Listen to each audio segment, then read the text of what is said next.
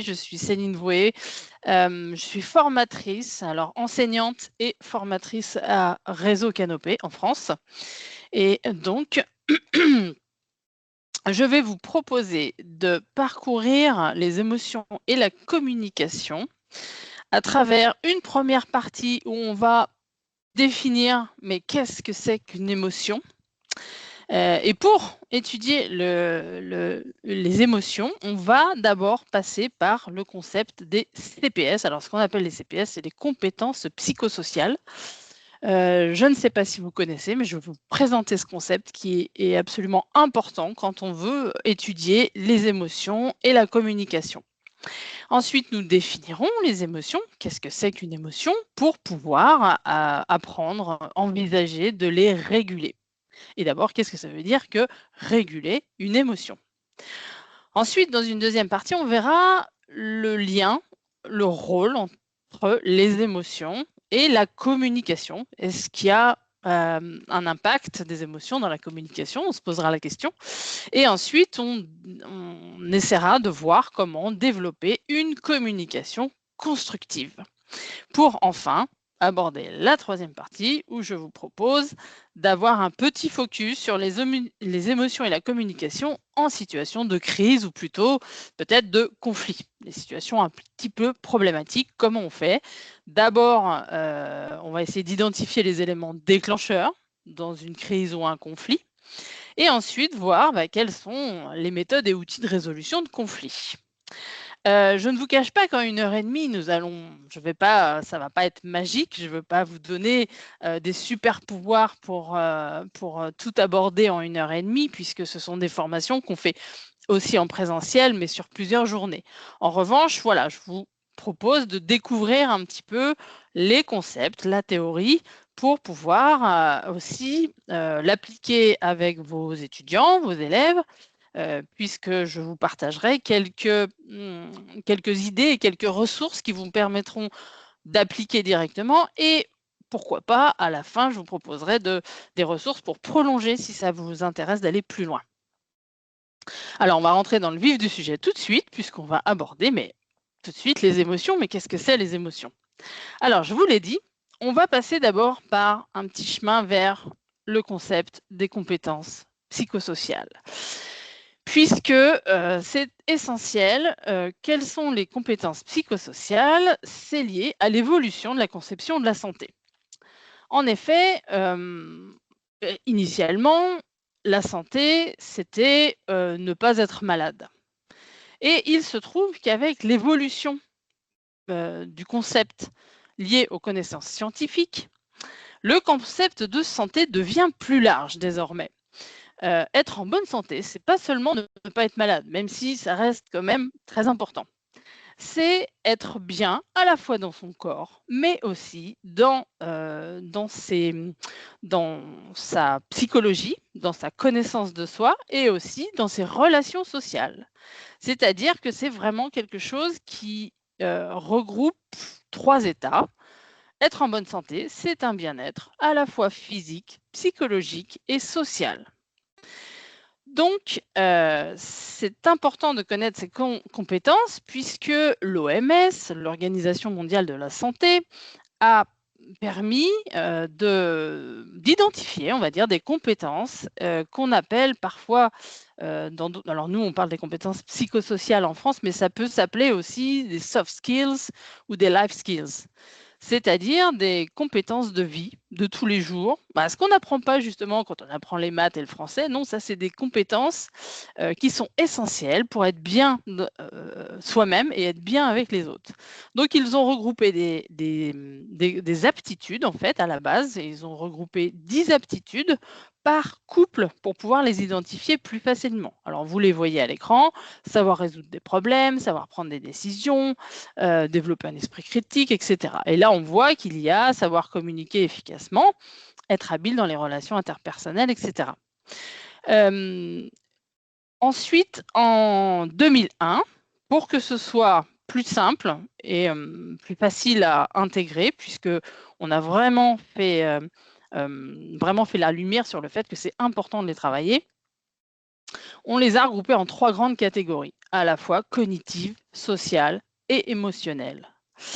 Et vous allez voir que nous, ce soir, on va aller sur les 3 grandes catégories de compétences psychosociales. Donc, il y a les compétences cognitives, qui sont en fait apprendre à se connaître soi, ses valeurs, comment on est, voilà, ce qui est important pour nous, voilà, nos forces, nos faiblesses, se connaître. Les compétences émotionnelles, là on est en plein dedans ce soir, qui impliquent donc des processus affectifs, et là on va développer tout ce qui concerne les émotions et leur régulation. Et vous voyez que dans les compétences sociales, c'est les relations, ça c'est des relations, des compétences interpersonnelles, c'est-à-dire comment on se situe par rapport aux autres. Et dans ces compétences sociales, vous allez voir que, voilà, là c'est les 3 domaines un peu plus détaillés. Et donc, vous voyez que dans les compétences sociales, on a communiqué de façon efficace. Alors, attendez, j'ai un petit pointeur. Communiquer de façon efficace et positive et communiquer de façon empathique. Alors là, on verra tout ça tout à l'heure. Et donc, vous voyez que dans les émotionnels, on a comprendre les émotions, identifier les émotions, exprimer les émotions de façon constructive, réguler ces émotions agréables et désagréables. Donc, on est en plein dedans. C'est pour ça que je vous parle des compétences psychosociales, ça me paraît important. Et le développement de ces compétences est important, notamment quand on est dans le domaine de l'éducation ou de l'enseignement, puisque ça permet d'agir sur le climat scolaire, sur la réussite scolaire et donc la réussite professionnelle. Puisque le fait d'être bien à la fois avec soi-même et les autres, c'est évident qu'on est dans un climat plus apaisé et naturellement, l'être humain est plus disposé à apprendre et à avoir un bon comportement, voilà, quand il est dans un état de bien-être. Donc, cette réussite va évidemment avoir pour conséquence une santé plus forte, de la sécurité, puisque ça génère moins de comportements à risque et de mal-être, et moins d'addictions et de problèmes de santé. Voilà. Donc, ces compétences psychosociales, pour comprendre le principe, comment ça se travaille, eh bien, bonne nouvelle, déjà, ça se travaille. C'est-à-dire que tout ce qui est sur les émotions, on est parfois pas tout à fait habile à parler de ses émotions ou à les réguler ou avoir l'impression de ne pas trop les maîtriser. Eh bien, bonne nouvelle, les émotions, toutes ces compétences qu'on a vues, les compétences de vie, là, les compétences psychosociales, ça se travaille tout au long de la vie. Et ça se travaille d'abord progressivement, ensuite régulièrement. C'est-à-dire que l'idée, c'est d'avoir des rituels, d'avoir une répétition dans les apprentissages qui vont faire en sorte que, vous voyez, on passe d'une connaissance, c'est-à-dire, par exemple, on va utiliser la relaxation si on est stressé. Au début, on ne sait pas. Donc, on va j'apprends que la relaxation peut apaiser. Ensuite, si je m'entraîne, je vais avoir une compétence, c'est-à-dire que je vais savoir me relaxer, je sais faire. Et si je prends l'habitude de le faire quotidiennement, régulièrement, cette habitude, du coup, va devenir un réflexe. Et là, on est au niveau où j'ai le réflexe, par exemple, de faire de la relaxation quand je suis stressée ou en colère. Donc, ça devient une technique de régulation personnelle. Voilà comment on acquiert en général, globalement, les compétences psychosociales. Donc, progressivement, régulièrement, et bonne nouvelle, tout au long de la vie. Quand on est enseignant, ce qu'on explique aux enseignants quand on est en formation avec eux, c'est qu'avant de pouvoir le faire avec les élèves, ce qui est important, c'est de le faire pour soi-même. Donc tout ce que je vais vous expliquer ce soir, gardez bien à l'esprit qu'il faut réfléchir comment commencer déjà à vous mettre dans la posture de comment ça se passe pour moi, comment je réagis moi, par exemple. Alors, les émotions, qu'est-ce que c'est? On va passer directement à la définition des émotions. Et je vais vous proposer on va commencer par une petite vidéo. Une petite vidéo qui est tirée d'un YouTuber qui propose une chaîne qui s'appelle « Et tout le monde s'en fout ». L'objectif de cette chaîne, c'est de proposer, d'expliquer, alors on dit en français vulgariser, mais c'est voilà, de donner accès, d'expliquer facilement, en gros, des concepts scientifiques. Et là, il propose un concept, les émotions. Et ce qui est intéressant, je ne sais pas à quel âge ont vos élèves, mais par exemple, avec des adolescents, le fait que ce soit un YouTuber, ça marche tout de suite très bien, c'est très attractif. Alors, en espérant, Ambre, que le son fonctionne, attention, c'est parti. Hop là, faut que je prenne mon petit curseur. Tac. Hop là, j'avais en... Eh ben, eh ben. Alors, j'espère que tout le monde a bien entendu et que tout le monde avait le son du coup.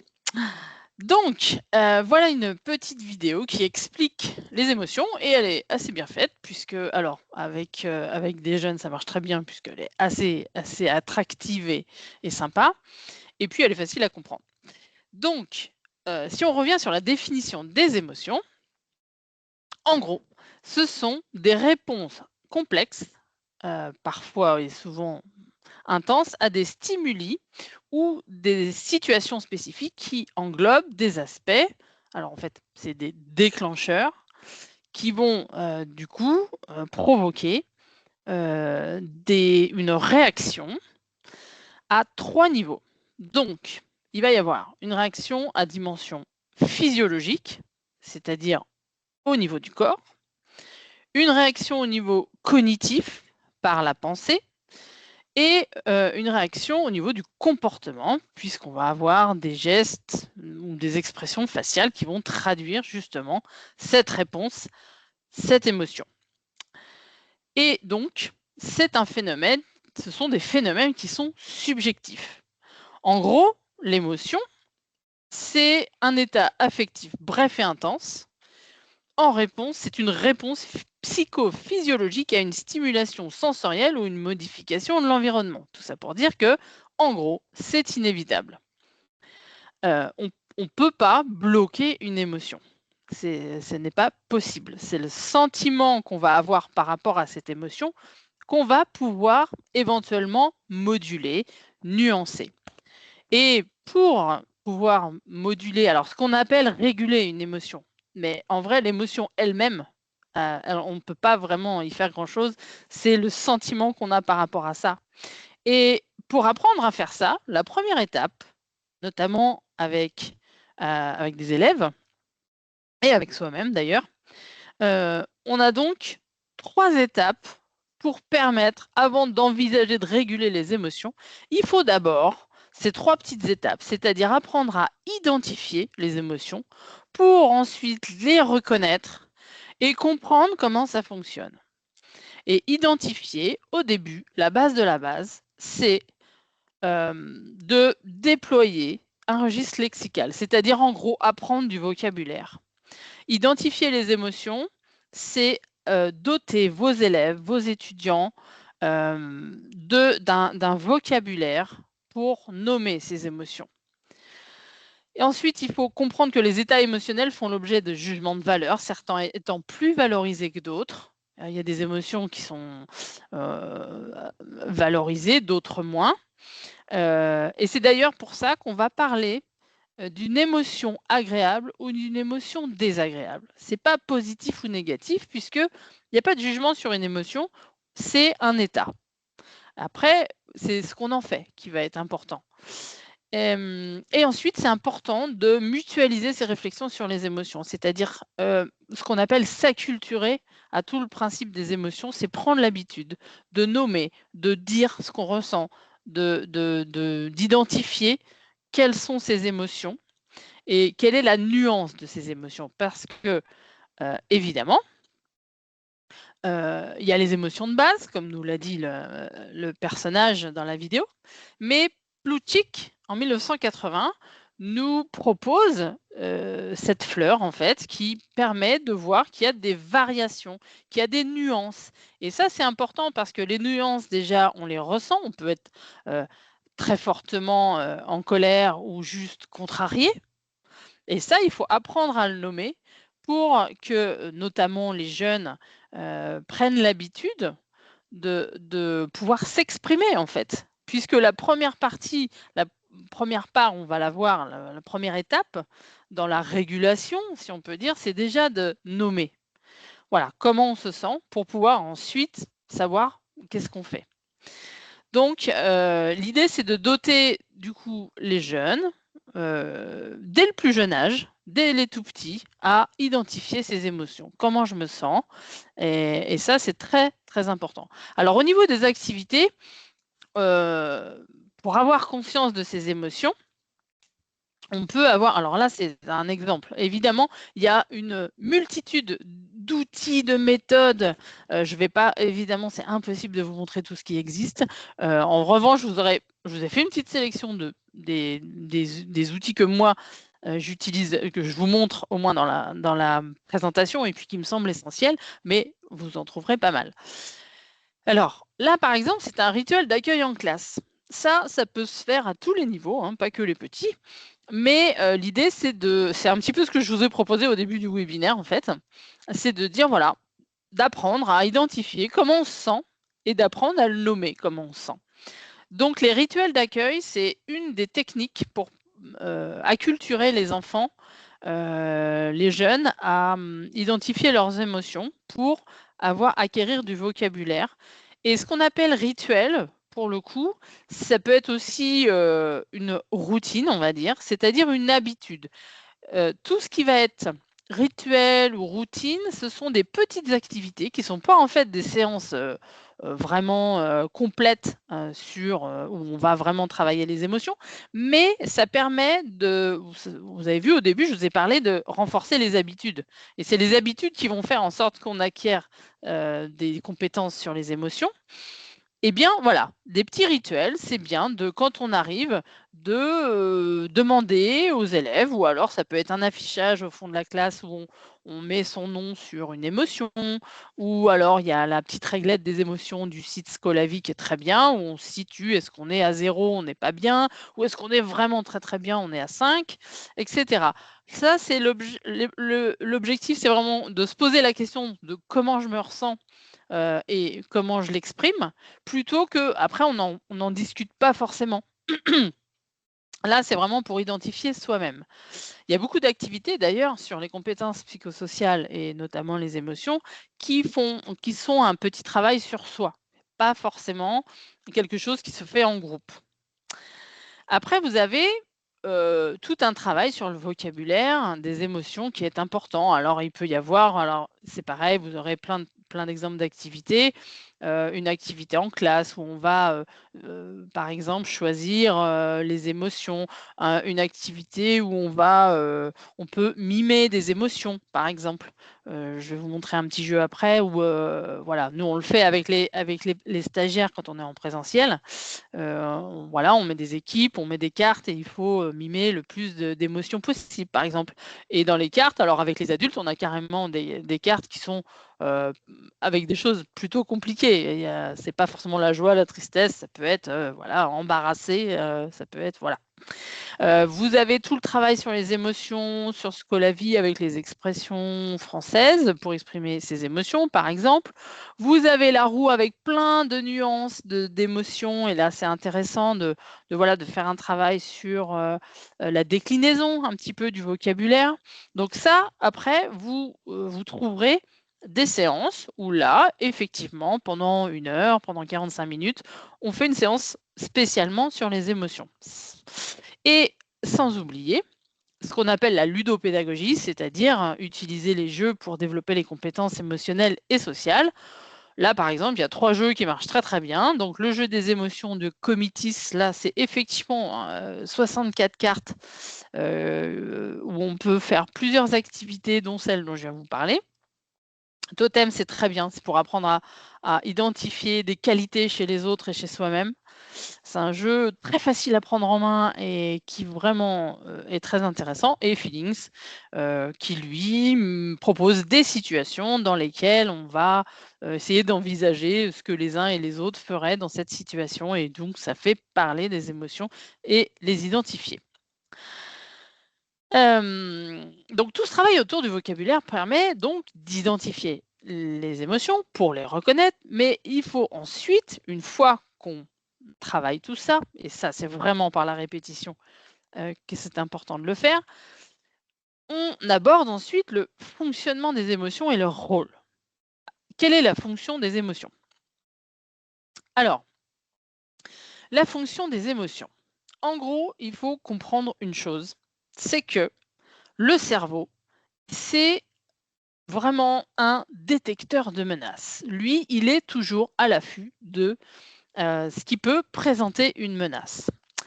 Il vous l'a dit dans la petite vidéo, ça c'est intéressant de se rappeler de ça, il y a seulement 8% de nos peurs qui sont vraiment fondées.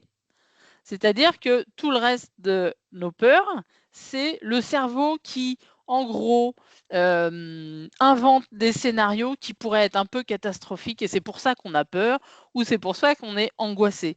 Par exemple, votre enfant n'est pas encore revenu de l'école, il est en retard, mais mon Dieu, qu'est-ce qui se passe? Tout de suite, votre cerveau, lui, il va se dire, oh là là là, mon Dieu, oh là, si ça se trouve, il lui est arrivé ci, il lui est arrivé ça. Alors, vous êtes en situation de stress, de peur, alors que concrètement, il ne s'est rien passé. Donc, il n'y a pas besoin d'avoir peur. Mais voilà le fonctionnement du cerveau. Donc, lui, il est à l'affût. Il va donc avoir un déclencheur. Donc, une situation, quelque chose qui se présente et qui va donc déclencher une réaction. En fait, c'est chimique. Donc, il y a une réaction et qui va envoyer donc une consigne au corps pour ensuite réagir. Donc voilà, selon, ça va provoquer soit une émotion plutôt agréable ou plutôt désagréable selon la situation. Donc c'est important de comprendre qu'en fait, le cheminement en fait de l'émotion, ce sont donc des circonstances qui suscitent donc du coup nos pensées, qui vont générer des émotions. Ces émotions vont déclencher un comportement. Et ce comportement, quand on a réagi face à une émotion, ça va engendrer des résultats, ça va engendrer des conséquences. C'est pour ça qu'il va falloir, on le verra dans la dernière partie sur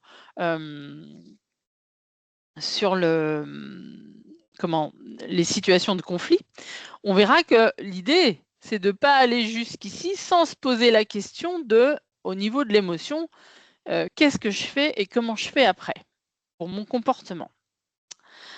Alors donc, voilà le schéma de pensée. Au niveau de ces circonstances, alors là, c'est un petit tableau, en fait, où on peut l'utiliser avec les élèves.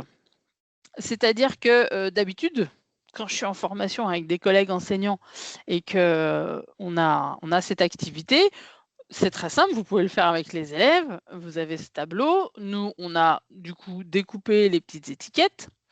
Et les étiquettes, les petits carrés, chargent à eux de retrouver au niveau de la colère, eh bien, quelles sont les manifestations physiologiques, quel a été le déclencheur, quel est le type d'action et pour quel but ou quel objectif cette réaction a été commandée par le cerveau, en gros.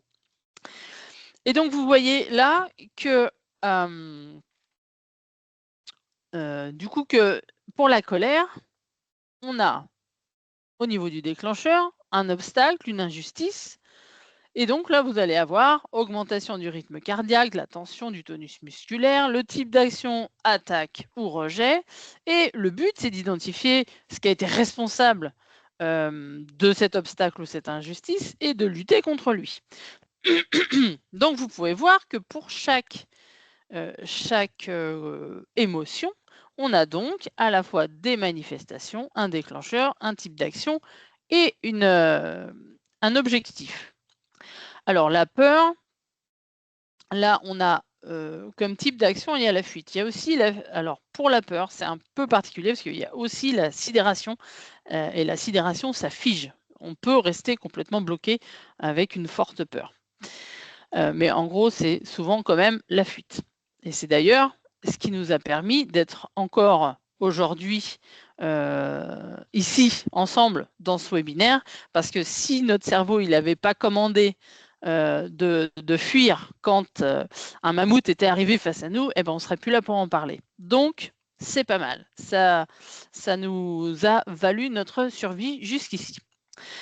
Donc, la peur, le dégoût, et ce qui est intéressant, alors, je vais autoriser, excusez-moi, hop, une personne à rentrer dans la salle. Tac.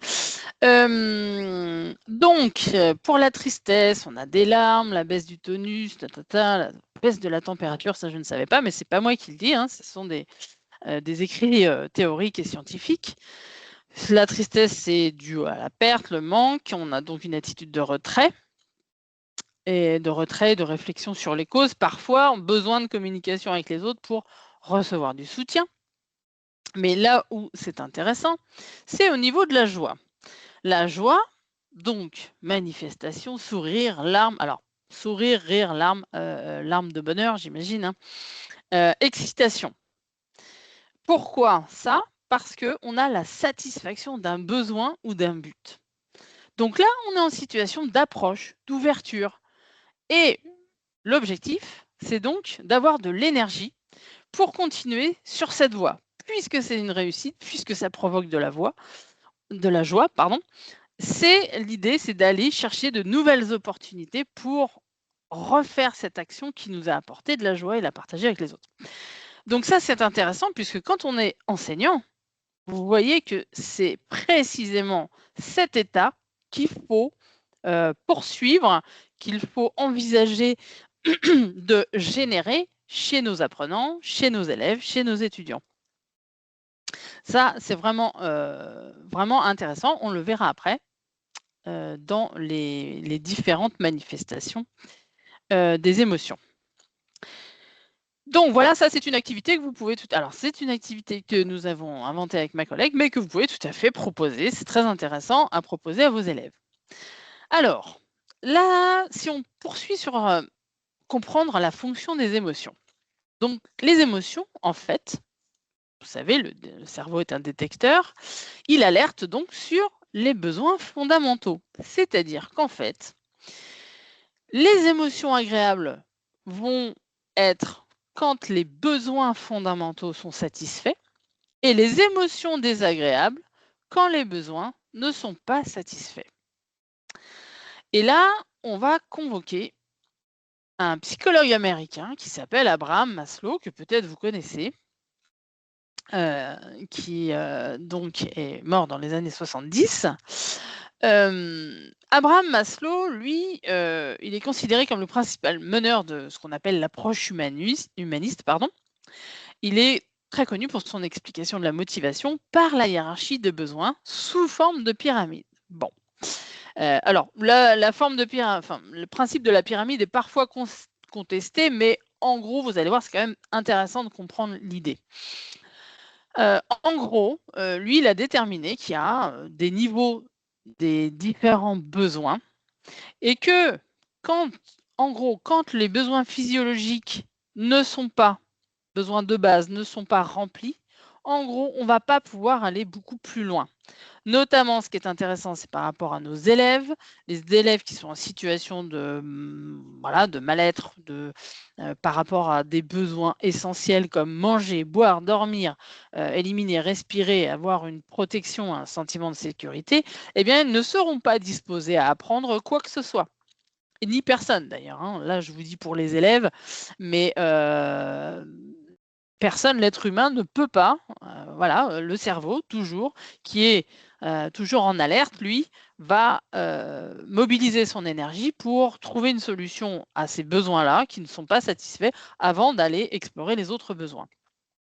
Donc les besoins physiologiques, les besoins de sécurité, hein, d'avoir un logement, une stabilité, que les choses soient prévisibles parce que l'imprévisible génère automatiquement du stress, quelque part une routine sécurisante, un encadrement, une présence rassurante, etc. etc. Donc ça, ce sont les besoins de base. Et c'est très important d'être attentif à ce que ces besoins de base soient bien satisfaits avant de proposer quoi que ce soit en termes d'apprentissage. Ensuite, nous avons les besoins psychologiques avec des besoins d'appartenance. Alors ça, c'est très important. Ce sentiment, ce besoin d'appartenance, il faut savoir que c'est une des plus grandes souffrances psychologiques que de se sentir exclu d'un groupe ou de quoi que ce soit, de se sentir dans l'isolement. C'est une vraie souffrance psychologique. Donc là aussi, faut être vigilant à ça. On a tous besoin d'appartenance à un groupe, quel qu'il soit, que ce soit la famille, que ce soit en couple, que ce soit avec des amis. On a besoin d'attention, on a besoin d'être aimé, d'être reconnu. Voilà, donc ça, c'est très important. Ensuite, on a le besoin d'estime. Alors, estime, c'est l'estime de soi. C'est d'avoir une image positive de soi, d'avoir confiance en soi, d'avoir le sentiment de réussir. Donc ça, c'est très important pour arriver à la pointe de la pyramide chez Abraham Maslow, c'est ce qu'il appelle l'actualisation de soi. En gros, c'est ce qu'on appelle l'épanouissement personnel. Donc vous voyez que lui, il a proposé une certaine hiérarchisation, mais c'est sûr que c'est important à prendre en compte. Nous avons donc Christophe Marsollier, qui est un inspecteur de l'éducation nationale, qui est spécialiste des compétences psychosociales. Et alors, quelqu'un, hop. Et lui, il a un petit peu modifié cette pyramide. Il a modifié cette pyramide en adaptant, si vous voulez, pour les élèves, en fait. Donc, on est là sur les besoins au niveau de la pyramide et ce qui en face est la posture et les gestes professionnels de l'enseignant. Alors l'alimentation, sommeil et activité physique, ça c'est la base de la base pour que l'élève soit en mesure d'être disponible pour les apprentissages. Et ensuite, on a, eh bien, en ce qui concerne la sécurité, ça veut dire la confiance de l'adulte, voilà, charge à l'enseignant de proposer un cadre et une discipline sécurisante. Sur le sentiment d'appartenance, le besoin de considération, de reconnaissance, il est important pour l'enseignant de faire des feedbacks positifs. Les feedbacks, c'est le fait de faire des retours, de valoriser, d'encourager, de faire attention à mettre l'élève en situation de réussite le plus souvent possible. On va y revenir après.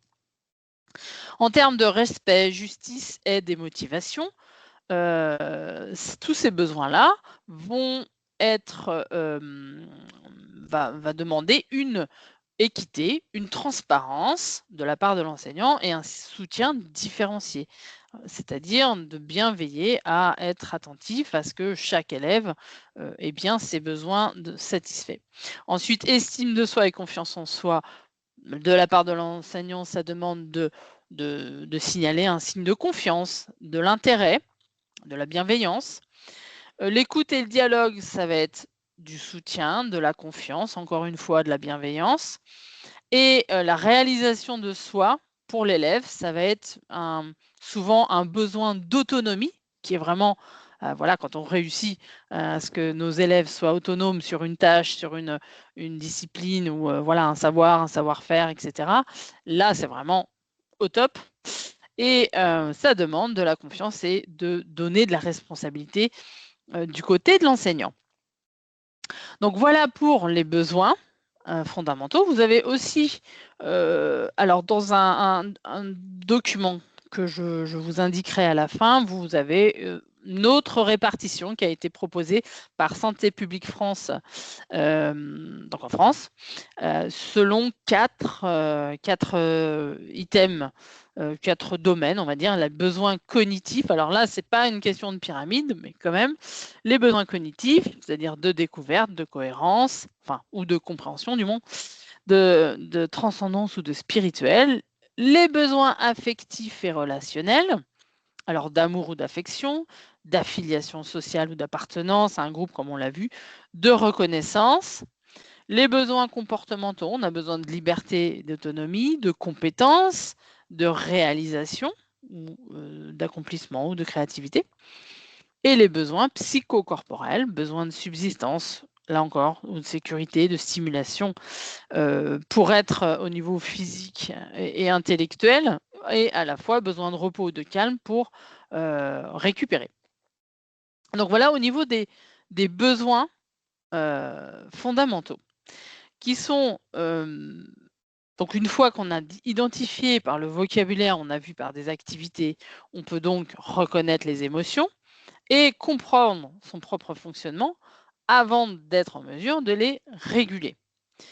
Alors, pour réguler les émotions, j'espère que, voilà, si je parle trop vite, si vous ne comprenez pas quelque chose, n'hésitez pas à me le signaler dans la conversation. J'espère que tout le monde va bien. C'est très frustrant de ne pas vous voir, de ne pas être avec vous en vrai, hein. Alors, réguler ses émotions.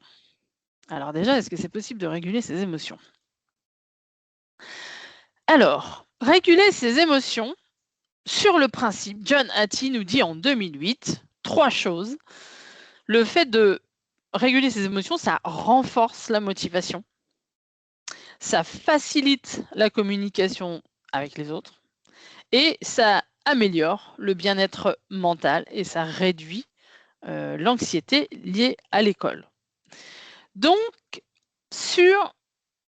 on a vu qu'il y avait des émotions agréables ou des émotions désagréables. Et il faut savoir que, en termes d'apprentissage, on va dire, une émotion agréable, ça va avoir pour conséquence l'augmentation de l'engagement et de la motivation chez l'élève. A contrario, une émotion désagréable va entraver la concentration et la compréhension. Ça aussi, c'est physique, c'est physiologique, ça ne se contrôle pas. Si on est plutôt dans un bien-être, quelque chose d'agréable, on va être plus disposé à écouter, à comprendre, etc. L'inverse va bloquer. Alors, hop là, il faut que je prenne. Ah non, ça, voilà. Donc, notre objectif en tant qu'enseignant, ça va être de cultiver les émotions agréables, puisque savoir les cultiver, ça va nous permettre d'affronter les difficultés de la vie et de permettre, en fait, d'avoir un plus grand nombre, enfin, de permettre l'augmentation de l'engagement et de la motivation. Et on va essayer, au niveau des émotions désagréables, de savoir les accueillir pour mieux les réguler. Et alors, il y a un principe absolument important, c'est cette slide qu'il faut retenir ce soir. C'est que, alors les gens partent et reviennent, je ne sais pas pourquoi.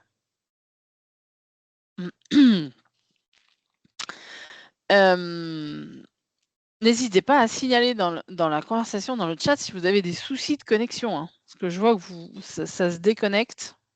Bon, je continue.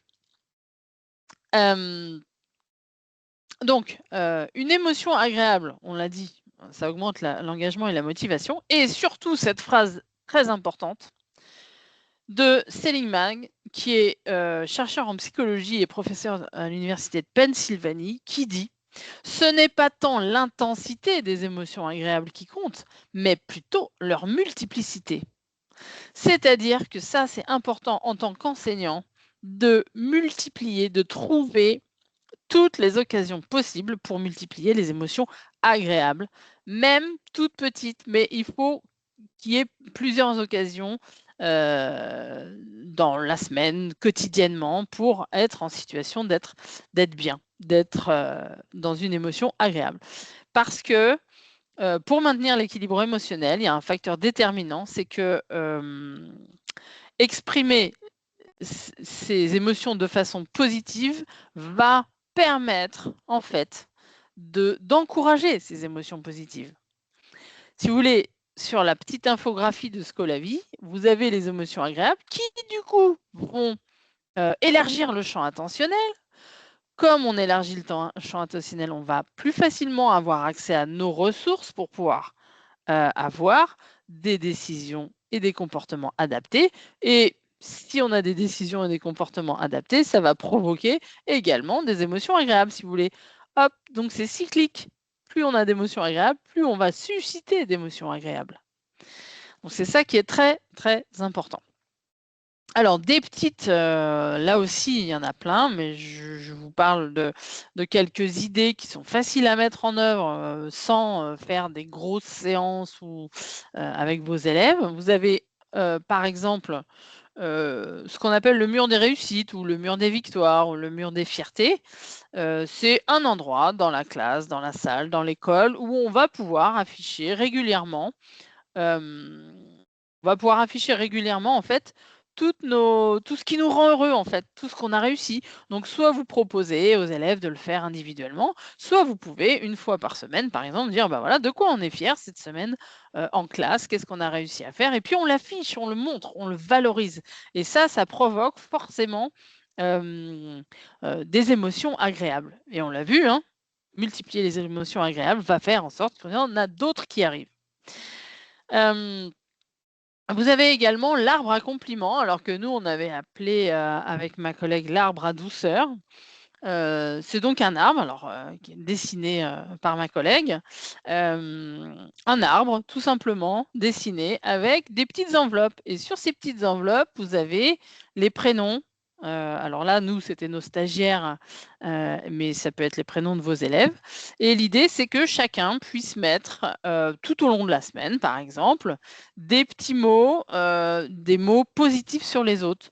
Voilà, ce que j'apprécie chez toi, c'est: «Je suis contente d'avoir fait ça avec toi» et cetera. Donc là, on va à la fois développer, le fait d'identifier des choses positives, qu'est-ce qui nous rend heureux, d'identifier ses émotions, qu'est-ce qu'on a apprécié. Donc là, on génère des émotions agréables et en même temps savoir communiquer avec les autres de manière positive. Donc ça, c'est important. Et évidemment, à la fin de la semaine, par exemple, avant de partir en week-end, chacun peut ouvrir sa petite enveloppe et découvrir les mots positifs de ses camarades. Donc ça génère vraiment, c'est une activité toute simple, qui permet de parler des émotions et d'identifier, des choses positives avec vos élèves. Ensuite, on a donc ça, ce sont, pour, les émotions multipliées, les émotions positives, mais on a aussi, lorsque on veut réguler les émotions négatives cette fois, les émotions désagréables plutôt, pardon.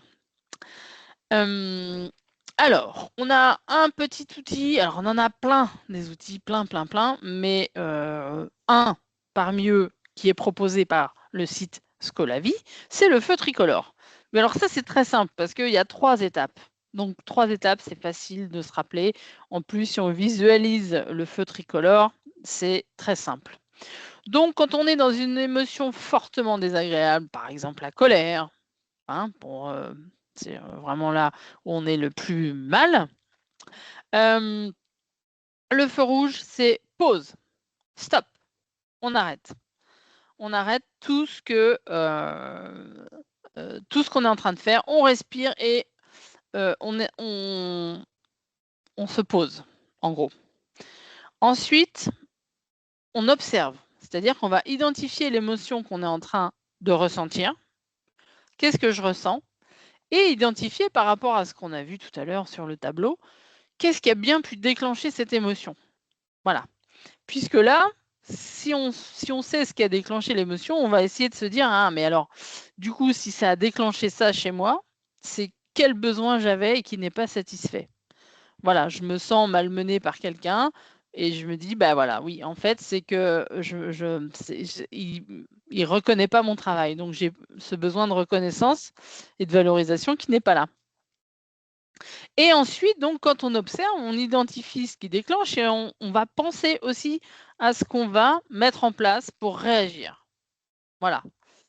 Heu et ensuite, on va choisir la meilleure option. C'est-à-dire, comment je peux réagir? On revient, on choisit la meilleure option, on essaye de se calmer et quand on a choisi la meilleure option, de quelle façon on a agi? Si ça a marché, on n'oublie pas de valoriser intérieurement les bénéfices de ce qu'on a fait, de la meilleure solution qu'on a choisie. Donc ça, évidemment, vous allez me dire, c'est simple à dire comme ça, mais c'est pas si simple à faire. Alors évidemment, ce n'est pas simple. Je dis pas que c'est simple, mais en l'occurrence, c'est une petite technique, qu'il faut apprendre, soi-même à appliquer, même si c'est pas toujours simple, hein, dans certaines situations et apprendre aux élèves surtout. Très important. Ensuite, nous avons, tout ce qui va réguler les émotions. On a un outil, mais absolument, là, pour le coup, quasiment magique, qu'on a tous sur nous et qu'on ne sait pas forcément bien utiliser. En tout cas, nous ici, on ne sait pas trop l'utiliser. On oublie souvent qu'on a, la respiration. Et là, ce sont des techniques, il y a différentes techniques de respiration qui permettent, en fait, de réguler les émotions, d'apaiser, en fait. On a la technique de la cohérence cardiaque, qui est, en fait, une technique qui permet de, on va dire, provoquer par la respiration un rythme cardiaque très particulier qui va, en fait, automatiquement et un peu chimiquement, j'ai envie de dire, à l'intérieur du corps, qui va provoquer un apaisement qui peut durer plusieurs heures. Alors, vous n'êtes pas complètement, vous n'êtes pas complètement shooté, hein, je vous rassure. C'est juste, ça calme en fait intérieurement. Et le principe de cohérence cardiaque, c'est idéalement 3 fois par jour, mais en tout cas, c'est une technique qui peut s'utiliser même quand on a été en colère ou quand on va stresser parce qu'on a une présentation importante à faire ou voilà, peu importe. L'idée à retenir, c'est que c'est 6 respirations par minute pendant 5 minutes. 5 petites minutes, mais ça permet vraiment d'apaiser intérieurement et au moins de faire quelque chose qu'on a vu juste avant, c'est le fameux stop du feu tricolore. Si on prend 5 minutes pour se poser, c'est déjà pas mal. Donc, il y a cette technique de la cohérence cardiaque. Alors, vous avez des applications qui existent et vous avez également en ligne sur YouTube, voilà, plein de propositions, où en fait, c'est une petite vidéo pendant 5 minutes avec une musique apaisante. Vous avez une boule, un cercle, qui monte et qui descend. Vous inspirez quand ça monte et vous expirez quand ça descend. Donc vous êtes totalement guidé. Ça dure 5 minutes, mais voilà, c'est quelque chose qui peut se faire.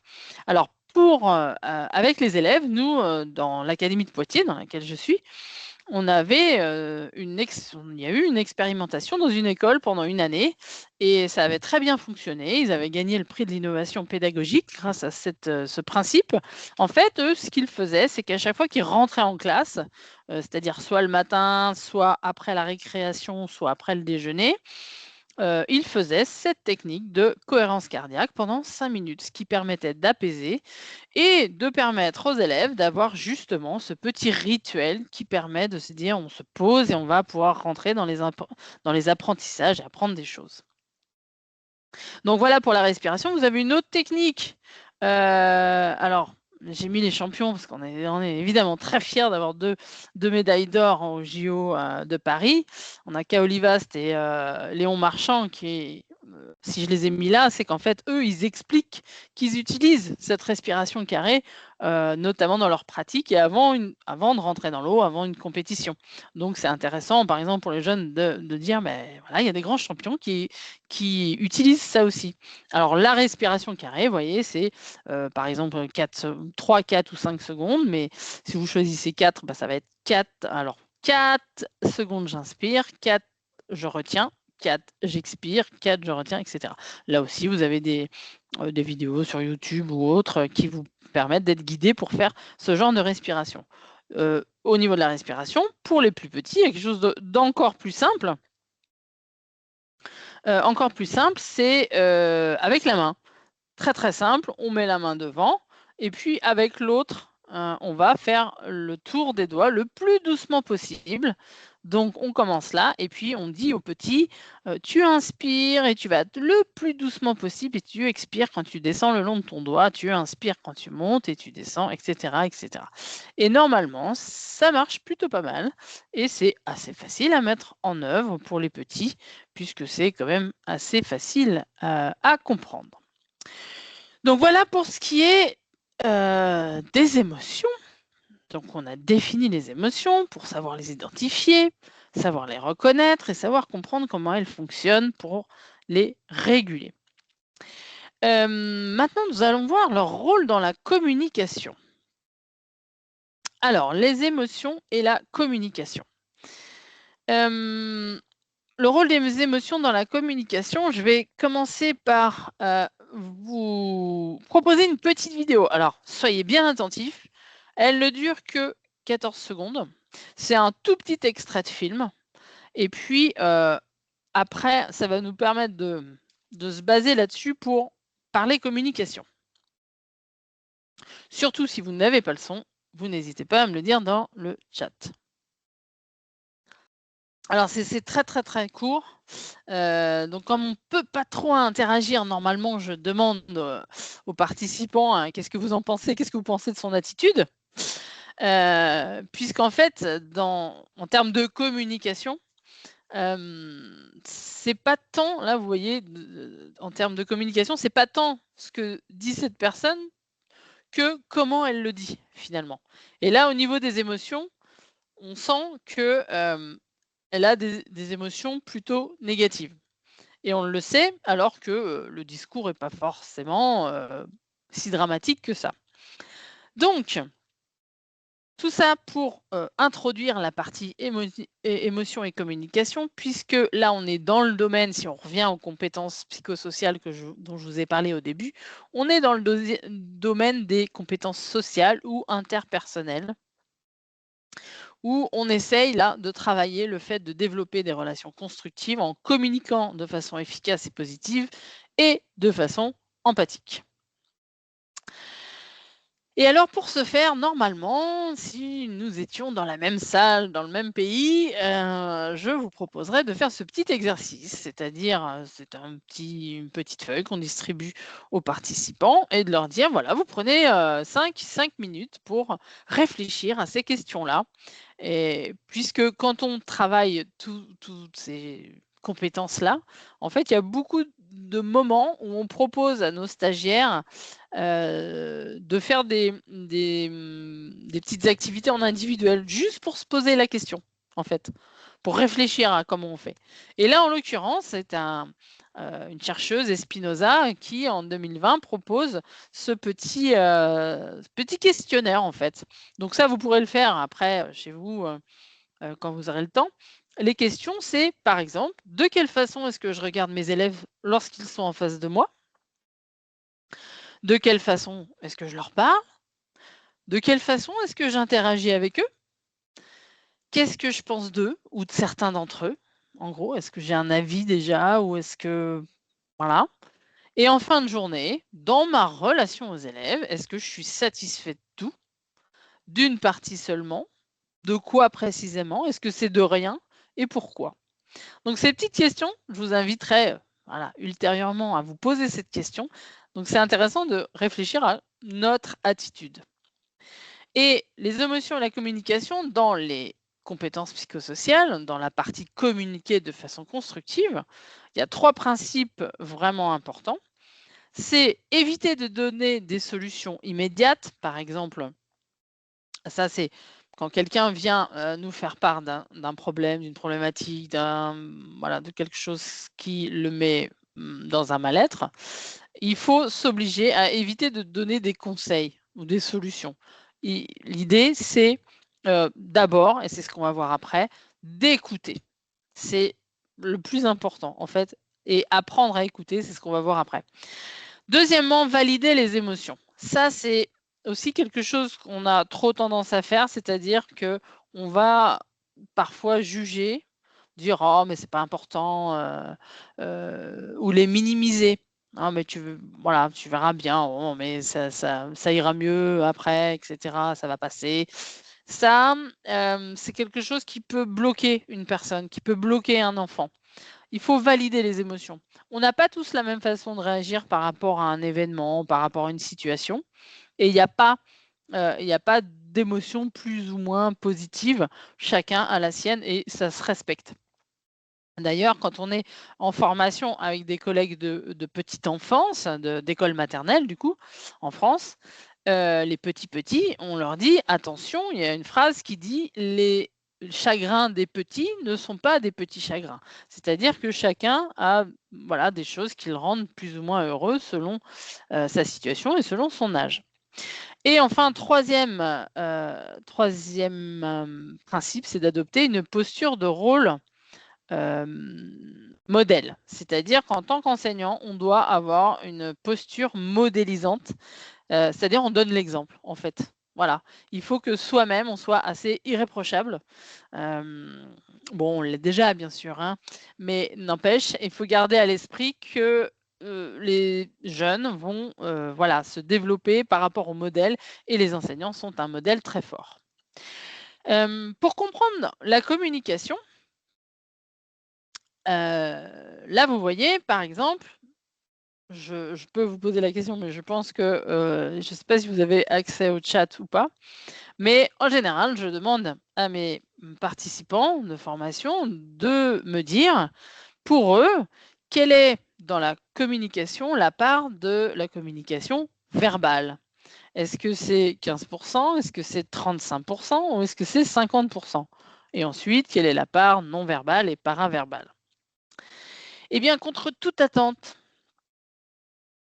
la communication verbale, c'est-à-dire ce que je dis, ne représente que 15% du message, en fait. C'est-à-dire que le verbal, en fait, donne le contenu de l'information. C'est ce que je dis qui est contenu dans 15%.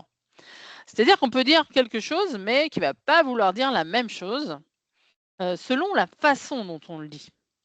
Si je vous dis oh c'est jaune, ou si je vous dis oh oula, c'est jaune, ça donne pas la même chose. Dans un cas, on sent que je trouve c'est très bien que ce soit jaune, et dans l'autre, non, c'est pas terrible que ce soit jaune. OK? Donc ça veut dire que quand on parle de communication, ce qui est très important, c'est de ne pas oublier qu'il y a le paraverbal et le non-verbal qui sont très importants. Le paraverbal, donc le verbal, c'est le contenu, c'est ce que je dis. Le paraverbal, c'est comment je le dis. C'est-à-dire le volume, c'est-à-dire est-ce que je suis en train de crier, est-ce que je suis en train de chuchoter, quel est mon timbre de voix, mon intonation, le rythme, le souffle, est-ce que je parle très très vite parce que je suis stressée ou est-ce que je parle posément parce que j'ai l'air calme, etc. Donc ça, c'est la façon dont je le dis. Le non-verbal, ensuite, ce sont tous les gestes qui accompagnent, c'est-à-dire ça va être la posture, est-ce que je suis vers vous, est-ce que je suis prostrée et refermée parce que certainement je suis, pas très bien. Également mon visage. Est-ce que je suis en train de sourire? Est-ce que je suis en train de froncer les sourcils? Est-ce que je suis rouge avec les sourcils froncés, auquel cas ça exprime une colère, et cetera, et cetera. Donc c'est très important d'être attentif, pas seulement à ce qu'on dit, mais à comment on le dit. Donc ça, c'est vrai pour quand vous êtes face à vos élèves, savoir comment eux, ils réagissent et être attentif à ce langage corporel aussi, qui veut dire bien des choses, et également à votre propre posture. Comment je le dis? Est-ce que, voilà, si je veux être bienveillant, je vais garder à l'esprit qu'il faut sourire, qu'il faut regarder les gens dans les yeux, etc.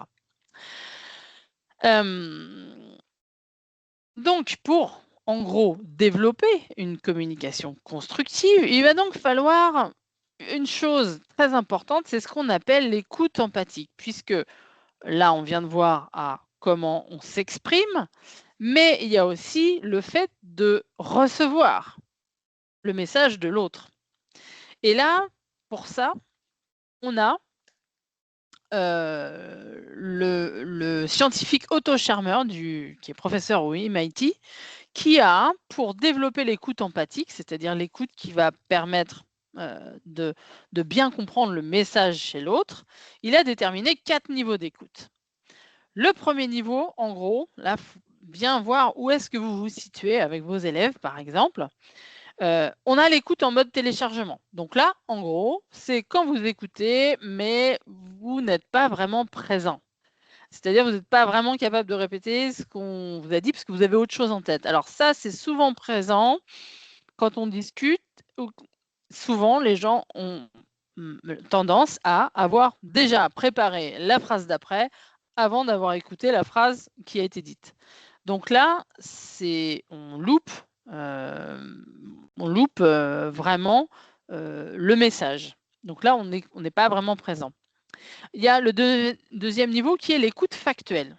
L'écoute factuelle, c'est-à-dire que là, on écoute, pour le coup, on est attentif, on écoute ce qui se dit, mais c'est une écoute qu'on va peut-être nommer, je sais pas, un peu intellectuelle. C'est-à-dire que on oublie une partie du message, c'est-à-dire qu'on ne prête pas attention aux sentiments, aux émotions, aux nuances qui sont dites, parce qu'on n'attache pas assez d'attention à tout ce qui est paraverbal et non-verbal, justement.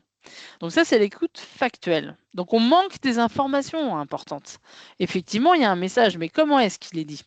Et c'est là qu'il faut atteindre vraiment l'écoute empathique, c'est le troisième niveau, c'est-à-dire que non seulement on écoute le message, mais on écoute à comment il est dit. Et là, ça nous permet d'explorer les nuances, les sentiments et les émotions. C'est-à-dire que là, on n'est pas seulement sur le message, mais on va être sur aussi toutes les informations sur quelle est l'intention de la personne en face. Enfin, l'écoute générative, alors là, c'est quand après, on est en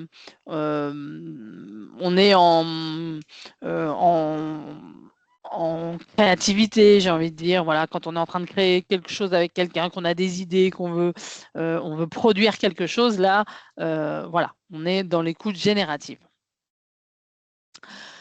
Et pour favoriser cette écoute empathique, en fait, là, encore une fois, on a trois principes, 3 étapes. On a l'écoute attentive, ça veut dire une chose fondamentale qu'on ne fait pas forcément souvent, c'est tout simplement de se taire. Et ça, on ne sait pas toujours faire, c'est-à-dire que écouter attentivement quelqu'un, c'est se taire avant tout. On essaye de laisser parler sans interrompre. Ensuite, la deuxième étape, c'est qu'on va reformuler. On va reformuler parce qu'on va demander à ce que ce soit précisé, par exemple, pour voir si on a bien compris le message qui a été dit. Et enfin, troisième étape, c'est rétroaction et ouverture. C'est pour aider à prendre du recul et à développer sa capacité à prendre la bonne décision, par exemple. Ça va être de poser des questions ouvertes pour pouvoir clarifier ou aider à exprimer le ressenti. Voilà, donc c'est ces 3 étapes qui sont proposées par le site Scholavie, notamment qui permettent d'avoir une petite technique pour favoriser l'écoute empathique. Les émotions et la communication en situation de conflit, maintenant. L'idée, c'est d'identifier les déclencheurs. Alors, tout simplement, on a le calme et tout d'un coup, on l'a vu tout à l'heure, il y a forcément un déclencheur et puis ça va s'agiter. S'il faut peut-être, moi, en tant qu'enseignante, je vais me mettre à m'énerver un peu, ce qui fait que ça va monter et parfois donner des situations soit violentes, soit de colère, de crise, etc. Il y a forcément un moment où ça redescend, mais l'idée, pour réguler, c'est de comprendre dès le début comment ça s'est déclenché pour tout de suite trouver, vous voyez, le petit chemin qui permet d'apaiser directement. Même quand ça commence à s'agiter, hop, il faut toujours trouver un système pour faire redescendre la crise et le conflit. Alors pour ça, pour essayer à comprendre, je vais vous proposer une petite vidéo qui permet de comprendre, c'est le concept du cerveau dans la main de Daniel Siegel, qui là est expliqué par Nadine Godin. Vous allez voir. Hop. Bien, donc voilà. Ce qui permet de comprendre un petit peu les réactions et surtout le fait de ne pas voilà, de garder son calme, en fait, quoi qu'il advienne, pour éviter cette escalade. Donc, les principes de résolution de conflits, donc, dans le cerveau dans la main de Daniel Siegel, c'est flagrant. L'idée, quand on étudie les compétences psychosociales, dans la partie communiquer de façon efficace et positive, les principes, ce sont d'éviter les attitudes et les comportements verbaux qui détériorent le message et la relation. Donc ça va être les remarques, ça va être effectivement de s'énerver, le fait de ne pas être bienveillant, le fait de tout ce qui va potentiellement énerver ou altérer effectivement les relations. Ensuite, avoir une communication positive, c'est-à-dire utiliser au maximum des éléments verbaux soutenants. C'est-à-dire, au maximum, on l'a vu, il faut multiplier les émotions agréables et ça passe par, de la valorisation, du compliment, des encouragements, vraiment il ne faut pas hésiter. La communication efficace aussi, c'est-à-dire formuler des demandes claires et ajustées à l'autre. C'est-à-dire bien prendre en compte en fait que la personne en face peut comprendre ce qu'on a à dire et que c'est assez clair, pour elle. Notamment avec les élèves, parfois la difficulté, c'est, peut-être d'adresser des messages ou des consignes, aux élèves qui sont parfois pas ajustés à leur âge, ou pas assez clairs. Donc l'idée, c'est peut-être de reformuler ou de demander à l'élève s'il a bien compris ce qu'il a compris déjà, pour être bien sur la même communication, le même message. Ça, c'est vraiment important et ne pas partir de l'implicite. On a trop souvent l'habitude de partir de quelque chose qui est forcément évident. Si on part du principe que la personne en face, elle peut-être potentiellement ne pas comprendre, voilà, on ajuste, on explique, mais c'est important, comme ça on sait que l'ensemble des interlocuteurs peut comprendre le message. Donc, en situation de conflit, il y a 6 petits principes importants. Rester calme pour maîtriser les émotions, c'est ce qu'on a vu, hein. On se stoppe, on s'apaise. Ça peut être prendre du recul, ça peut être s'isoler, et cetera. Ensuite, on écoute attentivement, l'enfant. S'il est petit, on peut se mettre à sa hauteur pour montrer qu'on est capable, qu'on est disposé à écouter. On n'interrompt pas, on reformule, on pose des questions pour clarifier, on l'a vu. Ensuite, on nomme les émotions. Je vois que tu es en colère parce que, ça permet aussi d'apprendre ce fameux vocabulaire. On reste factuel, c'est-à-dire qu'on décrit les faits, on ne fait pas des interprétations, parce que là, ça mène souvent à une incompréhension et justement à des jugements qui altèrent aussi la relation. Proposer des solutions ensemble, pourquoi pas? Échanger sur les solutions possibles, acter la décision ensemble. Qu'est-ce que tu proposes du coup? Qu'est-ce que tu attends de moi? Et là, on se dit oui, non. Est-ce que ça c'est faisable ou pas? Et enfin, quand on est sorti du conflit, on n'hésite pas à faire des compliments, si tout a été respecté comme il faut. Pour Il y a une technique qui est, très intéressante qui est appliquée dans les écoles, en France. C'est la méthode des messages clairs qui est tirée des principes de la communication non violente, qui permet en fait qui force un peu cette technique, ça force à séparer les faits des interprétations, ce qui désamorce souvent l'escalade avant même qu'elle commence. C'est-à-dire on observe quand tu fais ceci, je me sens, on exprime l'émotion, on exprime également son besoin, donc moi j'ai besoin de ça, donc j'aimerais bien que tu fasses ceci ou cela, et donc ma demande, c'est est-ce que tu es d'accord pour éviter je sais pas, voilà. Et donc là, on valide ensemble ce message, et ça, c'est une technique qui est très qui porte ses fruits dans les écoles. Donc ça, c'est une petite technique qui peut être proposée aux élèves, pour apprendre à effectivement, gérer en situation de conflit. Il y a, je vous le rappelle, on l'a vu tout à l'heure, le pause observagiste, c'est quand même un petit best-of des techniques, et c'est ce que Nadine Godin explique en discipline positive, hein. Voilà, on prend le temps de se poser et souvent, ça va déjà permettre de redescendre un petit peu. Et puis pour rappel, hein, n'hésitez pas, on a un super pouvoir, c'est la respiration. Alors il y a plein de techniques, mais c'est quand même en situation de conflit le mieux de s'isoler ou de s'apaiser en respirant. J'accélère un peu en fait parce que voilà, je ne veux pas déborder. Pour conclure, en gros, je vous ai mis un petit peu des essentiels à retenir pour vous et vos élèves. Première chose importante, les émotions, en gros, ça s'apprend et bonne nouvelle, ça se travaille tout au long de la vie, que ce soit pour nous en tant qu'adultes ou pour nos élèves.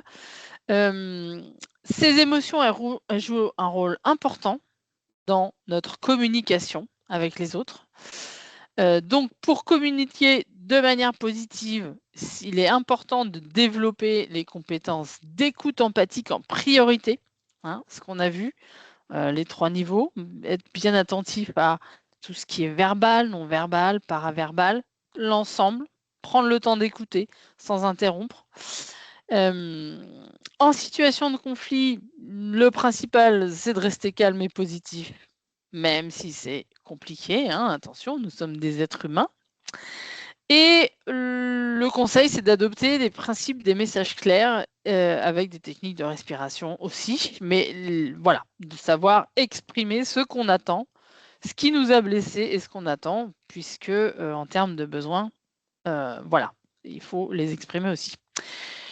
Et très important à retenir avec vos élèves, en tant qu'enseignant ou formateur, il convient d'adopter une posture modélisante, puisque ça, c'est très intéressant, très important, pardon, d'avoir une posture qui montre l'exemple, en gros. Pour les ressources, nous avons la Canothèque. Alors, je vous ai mis, vous aurez les liens. Il y a directement les liens. Donc, toute une chaîne sur la Canothèque, toute une thématique sur comment agir pour le bien-être des élèves. Donc, je vous invite à découvrir. On a voilà, des vidéos, des conférences, plein de choses. Le site Comitis, qui regorge de ressources à la fois. Alors, le jeu de cartes que je vous ai montré, c'est chez eux. C'est sur leur site, mais ils ont également tout un panel de là, je vous ai mis directement le lien sur, les ressources sur les émotions, puisqu'ils ont un panel de petites vidéos avec, des séances à travailler derrière avec les élèves. Donc c'est vraiment très intéressant et facile à appliquer. Le site Scolavi, incontournable, avec plein de ressources, de petits outils que vous pouvez imprimer ou partager sur. En plus, vous pouvez filtrer selon ce que vous voulez travailler les émotions. Et vous avez quel niveau avec vos élèves et du coup, ils vous proposent plein d'outils très intéressants. Eduscol, c'est notre ministère de l'Éducation nationale en France qui propose ce site. C'est toutes les ressources pédagogiques. Et là, Eduscol, je vous ai mis le lien, puisque c'est particulièrement la page qui est consacrée aux compétences psychosociales. Et il faut savoir que le ministère a produit 3 livrets, 3 guides de développement de ces compétences, notamment au niveau des émotions et de l'empathie. Et il y a plein de fiches clés en main, comme on dit, qui vous expliquent comment faire certaines séances avec les élèves. Et il y a plein de choses, ils sont extrêmement bien faits. Et il y a toujours au début une partie théorique qui explique ce que la science dit sur cette partie, et ensuite avec une application concrète en classe et avec les élèves. Et enfin, les jeux, Totem, Feelings, je vous ai mis un petit lien avec tous les jeux qui permettent de travailler les émotions, mais il y en a toujours plein qui sortent, donc c'est pas exhaustif, il y a encore plein de choses. Dernière chose, avant de vous laisser reprendre une vie normale, alors, attendez que je fasse pas de bêtises parce que Ambre m'a chargé de vous partager le lien puisque votre avis est essentiel. Donc, je vais copier le lien dans la conversation. Donc, vous avez un petit lien qui vous permet de faire le bilan de ce webinaire. Donc, faites-le, ça nous est très précieux. Donc, j'espère que vous pouvez cliquer, que ça va s'ouvrir. Si vous avez un souci pour ouvrir le lien, n'hésitez pas à le signaler. Et il me reste à vous remercier infiniment, puisque moi, en termes d'émotion, j'étais, assez émue de vous proposer ce webinaire, parce que le fait de vous imaginer à des kilomètres, des milliers de kilomètres, et moi, ici, dans ma petite campagne de l'ouest de la France, eh bien, écoutez, ça me provoque une émotion tout à fait positive et agréable. Et donc, du coup, je vous remercie pour votre participation. Et voilà, donc moi, j'étais basée vers Niort, en Nouvelle-Aquitaine, en France. Et merci beaucoup de votre attention. Et je vous souhaite une très belle soirée, puisque je ne sais pas quelle heure il est chez vous, mais je pense qu'on n'est pas trop loin. On n'est pas trop loin d'avoir la même heure à peu près. Ici, il est 19h30. Voilà. Donc, je pense que si personne n'a prévu d'intervenir, je vais vous laisser, et j'espère vous avoir appris des choses et vous avoir donné envie de travailler toutes ces choses passionnantes avec vos élèves. Et voilà, et je n'aurai pas le plaisir de vous avoir rencontré, mais voilà.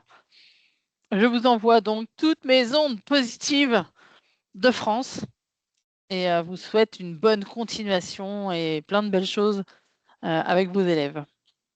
Merci beaucoup.